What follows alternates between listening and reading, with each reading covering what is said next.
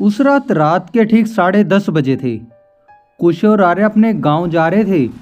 आर्य गर्भवती थी। रास्ते में एक तो उनकी गाड़ी खराब हो गई, इस वजह से उन्हें जाने में रात हो गई थी। ऊपर से गांव का रास्ता घने और बीहड़ जंगलों से गुजरता था। ऊपर से अमावस्या की ये काली रात और भी डरा रही थी। कुश ने तो गाड़ी को तेज चला रखा था ताकि वो समय से गांव पहुंच जाएं। लेकिन जंगलों में एक जगह पहुंचकर उनकी गाड़ी अचानक रुक गई। कुश ने आर्या को गाड़ी में बैठे रहने के लिए बोला और खुद गाड़ी से नीचे उतरकर गाड़ी को चेक करने लगा। आखिर गाड़ी यहाँ रुक क्यों गई? और जब उसने फ्यूल टैंक चेक किया तो देखा कि फ्यूल तो ख़त्म हो चुका था, जबकि उन्होंने चलते टाइम ही फ्यूल भरवाया था। तभी आर्या भी गाड़ी से उतरकर आ गई और बोली, क्या हुआ कुश, ये गाड़ी अचानक क्यों रुक गई? कुश बोला, गाड़ी में फ्यूल खत्म हो गया है। आर्या भी एकदम बोली, फ्यूल खत्म हो गया है? लेकिन हमने तो आते टाइम फ्यूल भरवाया था। अब कुश कुछ सोचते हुए बोला, हाँ लेकिन पर अब खत्म हो गया है, हमें किसी तरह यहीं रात गुजारनी होगी। आर्य थोड़ा डरते हुए बोली, इस बीहड़ जंगल में? अब कुश ने गाड़ी को लॉक लगाया और बोला, हाँ आज रात हमें यहीं पर गुजारनी पड़ेगी, हमारे पास कोई और दूसरा रास्ता भी नहीं है। तुम रुको, मैं आसपास कुछ देखता हूँ, शायद कोई रुकने का हमें स्थान मिल जाए। कुश अपने मोबाइल फ़ोन की लाइट जलाकर इधर उधर देखता और उसे घर टाइप कुछ दिखाई देता। वो आर्या से कहता, चलो वहाँ शायद हम रुक सकते हैं। आर्या उस तरफ देखते ही कुछ कहती है, तुम्हें कुछ अजीब तो नहीं लग रहा कुश, ये देखकर कि एक वीरान से जंगल में इस घर का होना? अब कुछ थोड़ा लापरवाह होते हुए बोला, हमें क्या लेना देना, हमें तो बस अपनी रात गुजारनी है। आर्या न चाहते हुए उसके साथ उस तरफ चल पड़ी। थोड़ी दूर चलने के बाद वो घर पास पहुंच जाते हैं। बड़े आश्चर्य की बात यह थी, घर का दरवाज़ा खुला था और वहाँ लाइट भी जल रही थी, जबकि आसपास कोई नहीं था। कुश और आर्या जैसे ही उसके अंदर गए, घर का दरवाज़ा अपने आप बंद हो गया, सारी लाइट अपने आप बुझ गई। कुश और आर्या ने अपने एक दूसरे का हाथ पकड़ लिया।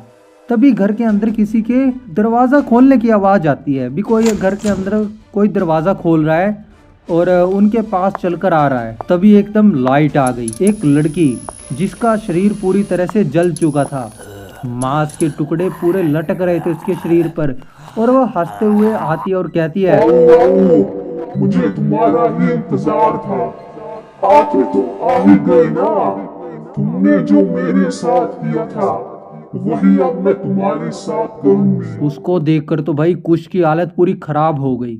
उसे याद आ गया, ये कोई और नहीं, ये मेरी पहले वाली पत्नी निशा है, जिसकी मतलब बेटी हुई थी और उसकी मैंने परिवार समेत उसको जलाकर मार दिया था। अब कुछ हल्कलाते हुए बोला, तुम निशा हो ना?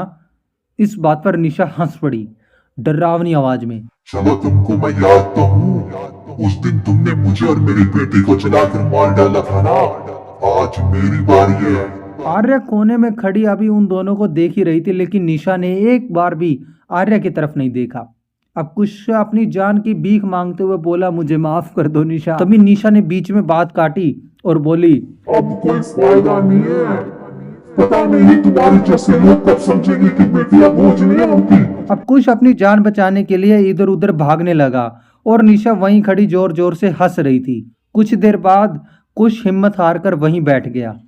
निशा को एक पल न लगा उसका सर धड़ से अलग करने में।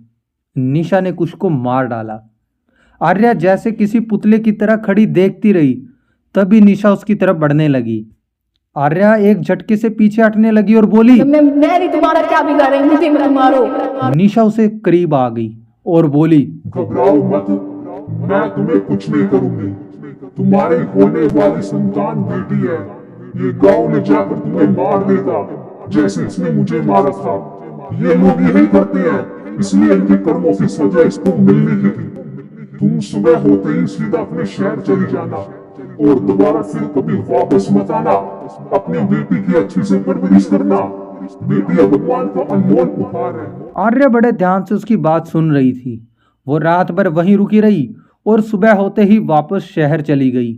बाद में उसने एक सुंदर सी बेटी को जन्म दिया और उसका नाम उसने निशा रखा। जंगल में आज भी वो भूतिया घर है और हर बेटी को बोझ समझने वाले को निशा मार देती है। आर्या अक्सर लोगों से उस भूतिया घर की चुड़ैल की कहानियां सुनती है, लेकिन सिर्फ वो जानती है वो चुड़ैल नहीं, देवी है।